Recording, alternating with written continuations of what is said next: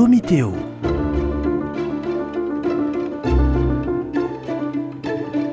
Domitéo, un dialogue théologique avec les dominicains de Toulouse. Bonjour frère Édouard. Bonjour frère Louis. Comment ça va ? Mais toujours très bien. Toujours très bien, bon. Alors on aborde aujourd'hui un sujet très beau, c'est le thème de l'Église est sainte. À partir du numéro 823 dans le catéchisme de l'Église catholique. Que veut dire que l'Église est sainte ? Puisque normalement on dit que Dieu seul est saint. Alors comment se fait-il que l'Église puisse être sainte ? Est-ce qu'elle est divine ? Ou est-ce qu'il y a autre chose qui permet de caractériser l'Église comme sainte ? Je verrais volontiers 6 grandes dimensions à cette sainteté de l'Église. D'une part, Dieu est saint, et nous nous souvenons tous que dans le Lévitique, au chapitre 19, il y a cet appel à la sainteté « Soyez saints, car je suis saint », dit le Seigneur. Et cette parole du Lévitique, dont la continuité dans le Nouveau Testament est reprise par Saint Pierre lui-même, le premier pape, et qui le redit « Devenez saints, vous aussi, dans toute votre conduite, selon ce qu'il est écrit, vous serez saints, parce que moi je suis saint. » Donc cet appel à la sainteté, et c'est toute la révélation. Donc Dieu est saint, c'est la première chose que je dirais. Le Christ est saint, et il veut que son épouse soit à sa hauteur, puisque lui est saint. Il est l'époux de l'Église. Et donc l'épouse ne peut être que d'une certaine manière conforme à l'époux. Sinon, elle ne serait pas une bonne épouse. Troisièmement, le Saint-Esprit est appelé le temple de Dieu. Et l'Église est temple de Dieu. Et d'une certaine manière, nous sommes saints de la sainteté donc du Saint-Esprit. Et puis, troisième dimension, à cause des biens du salut, les vérités de la foi, les vérités qui sont transmises depuis l'origine par Jésus, tout ce qu'il nous a prescrit, nous conduisent à la sainteté. Et de ce point de vue-là, les biens du salut, eh bien, ce sont des éléments déjà de sainteté. Et puis, il y a l'action suscitée par Dieu d'une manière providentielle. Il y a tout ce que Dieu fait pour répandre son Église dans tout l'univers. Et de ce point de vue-là, on peut voir dans cette action la sainteté de Dieu à l'œuvre. Et enfin, le résultat, c'est qu'il y a des saints, la Vierge Marie en premier. Et tous ces éléments donc convergent pour dire que l'Église est sainte. Mais alors, donc l'Église n'est pas sainte par elle-même, mais grâce à Dieu.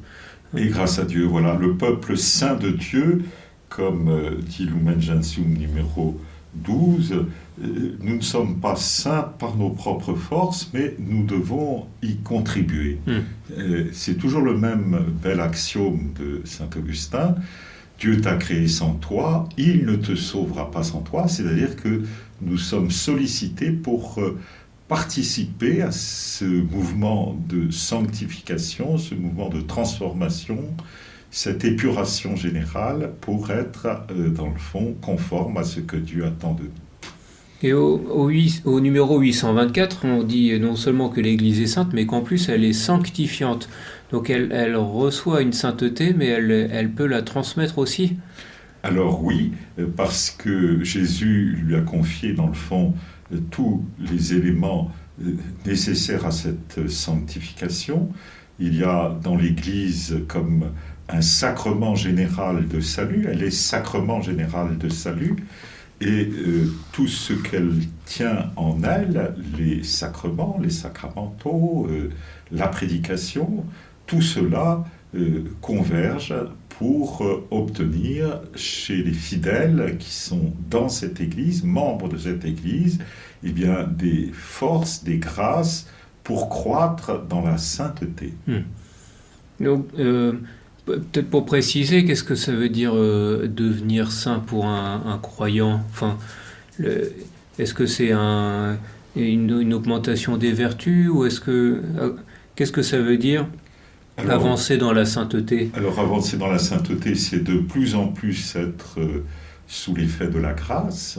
Et bien sûr, les vertus infuse de foi, d'espérance et de charité sont déjà des effets de la grâce, mais aussi les vertus cardinales, dans la mesure où elles n'ont pas été acquises humainement, elles ont besoin d'être infuses aussi, la prudence, la force, la tempérance, la justice, tous ces éléments, s'ils ne sont pas acquis, un jour ou l'autre, il faudra bien les acquérir pour être conforme à ce que Dieu attend de nous. Sinon, on ne sera jamais saint, puisque Dieu est saint. Alors, certes, on ne l'est pas d'un seul coup, et on a une belle définition de l'Église, immaculata ex maculis, c'est-à-dire que l'Église est immaculée, composée de personnes encore marquées par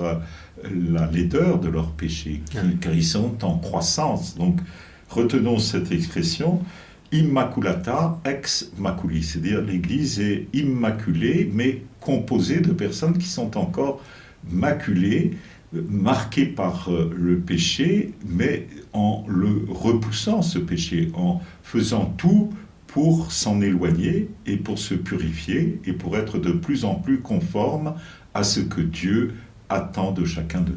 Et ça, grâce à l'Église, donc à l'exemple qui nous est donné par l'Église, mais aussi par les moyens qu'elle a reçus pour nous rendre saints et nous purifier. Et voilà, l'Église a les moyens du salut par la prédication, par aussi le gouvernement, parce qu'elle nous évite de pénétrer dans des zones qui seraient dangereuses, en nous avertissant souvent qu'il y a des réalités humaines qui sont dangereuses. Par exemple, quand l'Église dit prendre de la drogue, c'est un péché, elle aide les fidèles à ne pas prendre de drogue. Et s'ils en prennent, ils savent dans leur conscience qu'ils font quelque chose qui est intrinsèquement mauvais, qui ne peut que les conduire à un désastre. Il faut se confesser quand on s'est drogué. Et on dit même qu'elle a reçu du Christ, l'Église, la plénitude des moyens de salut. Donc ça veut dire qu'il y a tout ce qu'il faut en elle pour nous rendre parfaitement et pleinement saints. Oui, c'est vrai, parce que la première alliance, il y avait déjà beaucoup d'éléments qui étaient donnés. Saint Thomas d'Aquin parle même des sacrements de l'ancienne alliance. La circoncision qui, dans cette effusion de sang, préfigurait déjà les effusions de sang de la croix, tout ce qui était relatif aux nourritures limitées montrait tout cet effort d'ascèse vers la sainteté, la cacheroute juive, etc. C'était comme des éléments qui portaient vers ce qui allait donner avec plus de force et plus d'autorité en Jésus-Christ. Mais il y avait déjà des éléments de sainteté, il faut bien le dire, le repos du sabbat, etc. Tous ces éléments étaient donnés pour la sanctification du peuple de Dieu, les louanges que prononçait dans sa prière le peuple d'Israël. On dit même que Dieu habite les louanges de son peuple dans les psaumes. Et donc, il y avait déjà beaucoup d'éléments de sainteté, mais ils n'étaient pas encore toujours parfaitement accomplis, parfaitement, je dirais, avec la certitude de produire la grâce. Ils n'avaient pas l'efficacité totale de la grâce. Les sacrements de l'Alliance ont ce bénéfice de produire ce qu'ils signifient et d'être efficaces pleinement par la puissance de Jésus-Christ. Mais on a quand même du mal à accepter, à croire qu'il y ait cette plénitude des moyens de salut quand on voit le comportement de certains prêtres, de certains évêques qui peuvent être très décevants. Alors, l'Église n'est pas sa hiérarchie. La hiérarchie fait partie de l'Église, mais elle n'est pas elle ne se résume pas à sa hiérarchie. Et il y a bien sûr des éléments qui claudiquent au-dedans d'elle. Même notre Seigneur Jésus a accepté dans le collège des apôtres, des 12, comme on les appelle dans le Nouveau Testament, un élément qui claudiquait, c'est Judas l'Iscariote. Et Saint Pierre n'est pas arrivé du premier coup à la sainteté parfaite, ni les autres apôtres.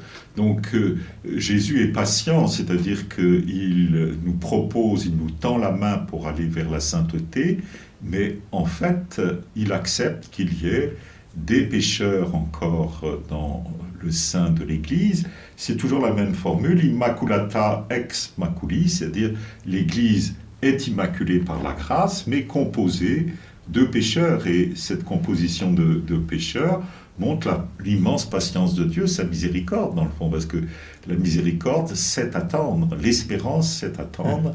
C'est la grosse différence avec toutes les organisations, les sectes, etc., où il s'agit d'obtenir tout et tout de suite. Eh bien non, l'Église est une mère patiente qui attend la croissance de ses enfants, qui les reprend, qui les corrige, qui les aide à passer de l'état de pécheur à l'état de saint. Oui, oui. Ce qui est rassurant, c'est qu'à nouveau, on peut redire que cette Église-là a reçu du Christ la plénitude des moyens de nous rendre saints, de nous sanctifier. Donc plus on la fréquente, plus on sera transformé par son influence et sa présence. Et voilà, et Lumen Gentium numéro 48 dit cela très bien. Sur terre, l'Église est parée d'une sainteté véritable, bien qu'imparfaite. Ah oui. Je trouve ça très lumineux de l'avoir exprimé si bien au 825 pour nous aider à comprendre, dans le fond, que c'est vrai, tout n'est pas encore au top niveau, je dirais, mais au ciel, nous avons déjà des saints qui tirent en quelque sorte l'Église vers le haut et qui évitent que nous nous affaissions vers le bas. Merci frère Édouard. À bientôt. À bientôt.